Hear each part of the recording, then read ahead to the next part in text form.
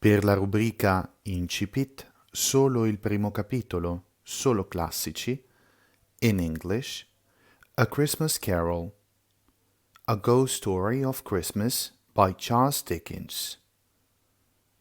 Chapman and Hall, 186 Strand. Reader, Gabriele.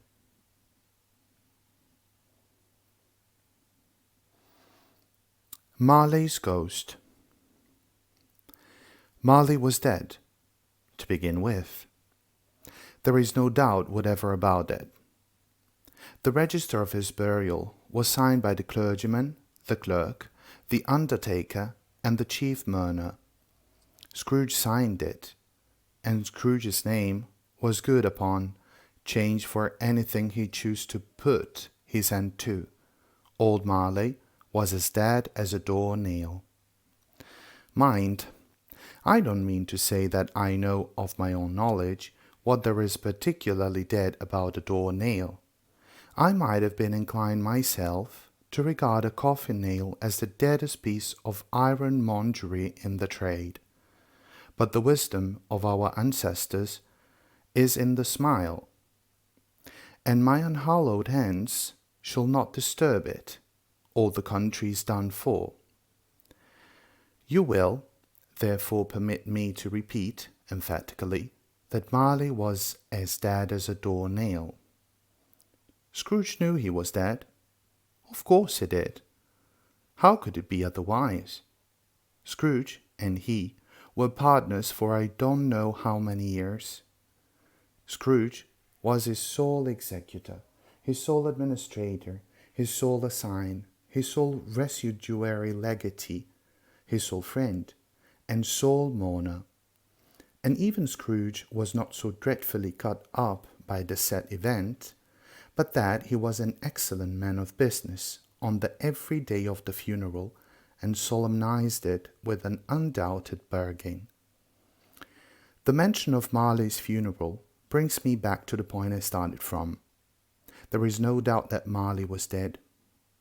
This must be distinctly understood, or nothing wonderful can come of the story I am going to relate.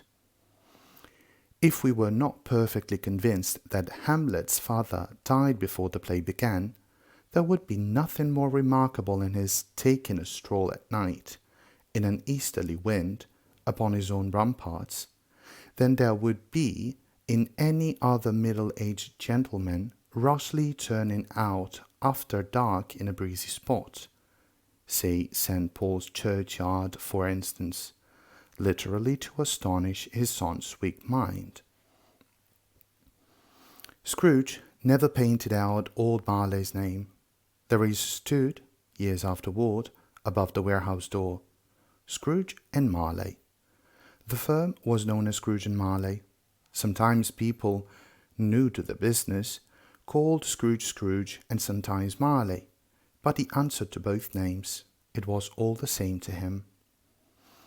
Oh, but he was a tight-fisted hand at the grindstone, Scrooge, a squeezing, wrenching, grasping, scraping, clutching, covetous old sinner, hard and sharp as flint, from which no steel had ever struck out generous fire, secret and self-contained, and solitary as an oyster.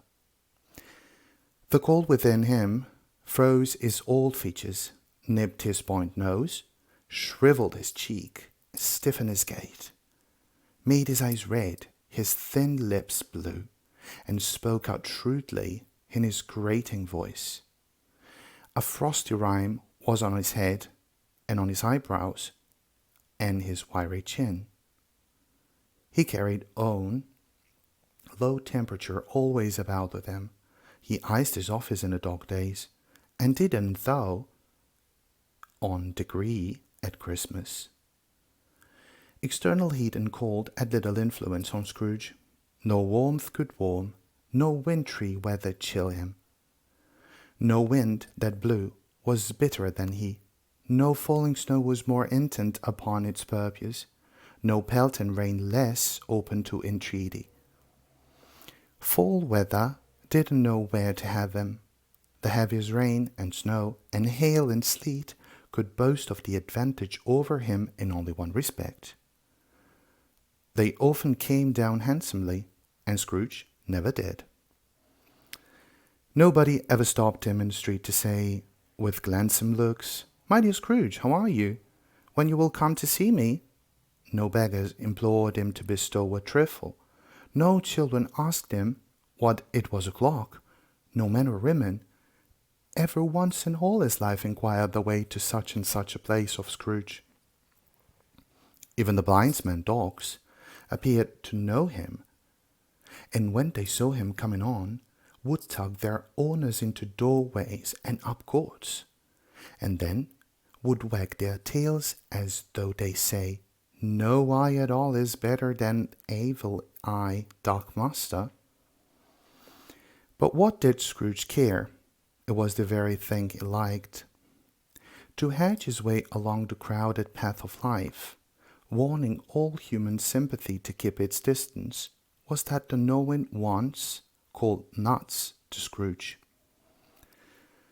Once upon a time, of all the good days in year, on Christmas Eve, old Scrooge sat busy in his counting house.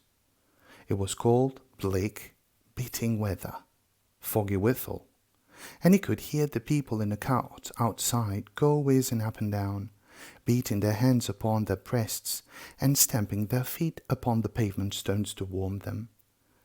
The city clocks had only just gone 3, but it was quite dark already. It had not been light all day, and candles were flaring in the windows of the neighboring offices, like ruddy smears upon the palpable brown air. The fog came pouring in at every chink and keyhole, and was so dense without that although the court was of the narrowest, the houses opposite were mere phantoms. To see the dingy cloud come dropping down, obscuring everything, one might have thought that nature lived hard by and was brewing on a large scale. The door of Scrooge's counting house was open that he might keep his eye upon his clerk, who in a dismal little cell beyond, a sort of tank, was copying letters. Scrooge had a very small fire, but the clerk's fire was so very much smaller that it looked like one coal. But he couldn't replenish it, for Scrooge kept the coal box in his own room, and so surely as the clerk came in with the shovel, the master predicted that it would be necessary for them to part. Wherefore the clerk put on his white comforter and tried to warm himself at the candle, in which effort, not being a man of a strong imagination, he failed. "A Merry Christmas, Uncle! God save you!" cried a cheerful voice. It was the voice of Scrooge's nephew, who came upon him so quickly that this was the first intimation he had of his approach. "Bah!" said Scrooge. "Humbug!" He had so headed himself with rapid walking in the fog and frost, this nephew of Scrooge's, that he was all in a glow. His face was ruddy and handsome, his eyes sparkled, and his breath smoked again. "Christmas a humbug, Uncle?" said Scrooge's nephew. "You don't mean that, I am sure." "I do," said Scrooge. "Merry Christmas! What right you have to be merry? What reason have you to be merry? You're poor enough." "Oh, come then," returned the nephew gaily. "What right you have to be dismal? What reason have you to be morose? You're rich enough." Scrooge, having no better answer ready on the spur of the moment, said, "Bah!" again, and followed it up with "humbug." "Don't be cross, Uncle," said the nephew. "What else I can be," returned the uncle, "when I live in such a world of fools as this? Merry Christmas! Out upon Merry Christmas! What's Christmas time to you but a time for paying bills without money, a time for finding yourself a year older and not an hour richer, a time for balancing your books and having every item in them through a round of dozen of months presented dead against you. If I could work my will, said Scrooge indignantly.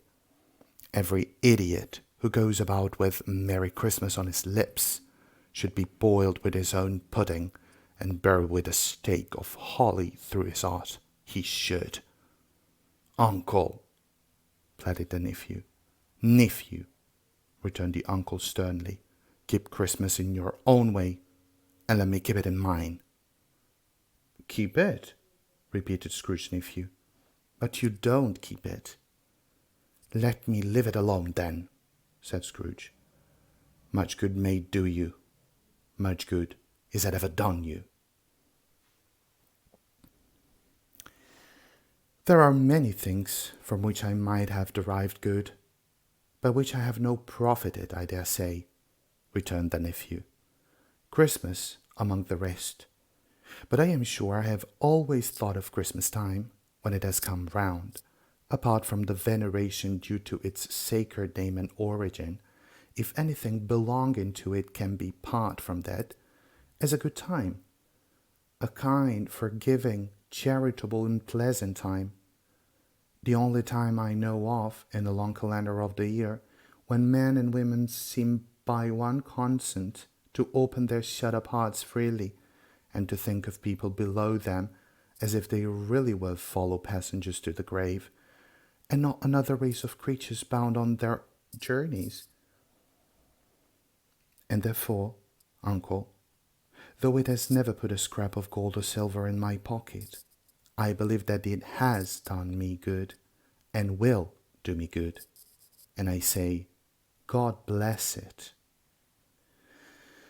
The clerk in the tank involuntarily applauded, become immediately sensible of the impropriety. He poked the fire, and extinguished the last frail spark forever. "Let me hear another sound from you," said Scrooge, "and you will keep your Christmas by losing your situation. You're a quite powerful speaker, sir," he added, turning to his nephew. "I wonder you don't into Parliament." "Don't be angry, uncle. Come, dine with us tomorrow." Scrooge said that he would see him. Yes, indeed he did. He went to the whole length of expression, and said that he would see him in extremity first. "But why?" cried Scary's nephew. "Why?" "Why did you get married?" said Scrooge. "Because I fell in love?" "Because I fell in love," roared Scrooge, as if they were the only one thing in the world more ridiculous than a Merry Christmas. "Well, good afternoon." "Nay, uncle, but you never came to see me before that happened. Why give it as a reason for not coming now?" "Good afternoon," said Scrooge. "I want nothing from you. I ask nothing of you. Why cannot we be friends?" "Good afternoon," said Scrooge. "I am sorry with all my heart to find you so resolute. We have never had any quarrel to which I have been a party. But I have made the trial in homage to Christmas, and I'll keep my Christmas humor to the last. So, a Merry Christmas, uncle." "Good afternoon," said Scrooge. "And a Happy New Year." "Good afternoon," said Scrooge. His nephew left the room without an angry word notwithstanding. He stopped at the outer door to bestow the greetings of the season on the clerk, who, cold as he was the warmer than Scrooge, for the returned them cordially. Per la rubrica Incipit, solo il primo capitolo, solo classici, in English, avete ascoltato A Christmas Carol, A Ghost Story of Christmas by Charles Dickens, Chapman and Hall, 186 Strand.